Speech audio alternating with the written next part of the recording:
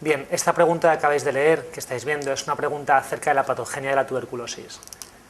Si bien no es un tema preguntado directamente en el MIR tal cual, mecanismos inmunológicos y adaptativos de la respuesta frente al Mycobacterium tuberculosis, sí que es un tema clave para entender la patogenia de la infección, cómo se desarrolla y que sea luego mucho más fácil comprender el resto del tema de tuberculosis. Vamos a ver. Suponed que esto fuera un bronquiolo terminal con su alveolo y su capilar correspondiente. Aquí está el macrófago alveolar y aquí están las micobacterias que se han inhalado por vía respiratoria. Habitualmente la manera para infectarnos con tuberculosis, por Mycobacterium tuberculosis, es la inhalación de aerosoles que contienen las micobacterias. Bien, las micobacterias llegan al alveolo e interaccionan con el macrófago alveolar, que es la primera célula, en teoría, del aparato respiratorio con la cual interaccionan. El macrófago, obviamente, su misión es comer, destruir, pero no solo eso, sino que es una célula presentadora de antígenos. Sin embargo, el macrófago no está capacitado para destruir las micobacterias al completo, no está activado, es inútil con este efecto. Consigue destruir algunas, procesar de manera parcial algunos de sus antígenos y lo que hace es huir por el sistema linfático buscando un ganglio mediastínico, dando por hecho que la infección ha sido por vía pulmonar. Y en este ganglio mediastínico, el macrófago, como célula presentadora de antígenos, presenta en superficie un antígeno determinado de Mycobacterium tuberculosis, el que vosotros queráis. Antes de nada, decir que antes de que suceda este proceso, en el 100% de los casos, virtualmente siempre, se ha producido ya una diseminación hematógena de micobacterias a todos los órganos del organismo: corazón, riñones, hígado, cerebro.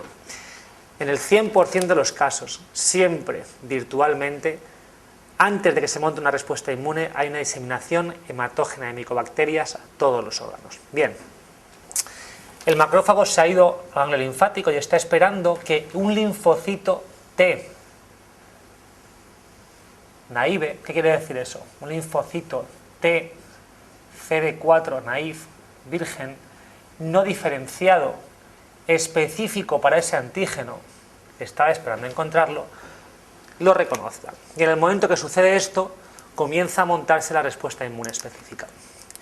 El macrófago estimula a este linfocito CD4 virgen, que va a experimentar una proliferación clonal, dando lugar a un clon de linfocitos T idénticos, todos reactivos frente a este antígeno en concreto de Mycobacterium tuberculosis.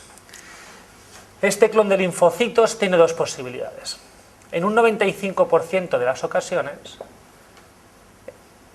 experimenta una diferenciación hacia un fenotipo TH1. ¿Qué quiere decir eso? Con este fenotipo TH1, la liberación de una serie de citoquinas, entre las cuales la más importante es TNF-alfa, actúan sobre el macrófago, dando lugar a una activación, una capacitación del macrófago, que a partir de este momento se convierte en una célula capacitada para destruir micobacterias. ¿Y en qué se traduce eso? Pues en la aparición de la estructura más efectiva, la estructura más capaz, la estructura que supone la forma de expresión más fructífera de defensa frente a patógenos intracelulares, que es el granuloma. Granuloma que está formado por macrófagos activados que pueden llegar incluso a fusionarse, dando lugar a células gigantes multinucleadas, dejando en el centro del granuloma a las micobacterias o estructura de detritus, y en la periferia una corona de linfocitos que realmente no están ahí de adorno, sino que lo que hacen es una activación continua, una activación dinámica de esos macrófagos. El granuloma no es una estructura fija, no es una estructura cicatricial, sino que es una estructura viva en continua interrelación entre macrófagos y linfocitos. Bien, en un 5% de los casos, este clon de linfocitos experimenta un fenotipo TH2.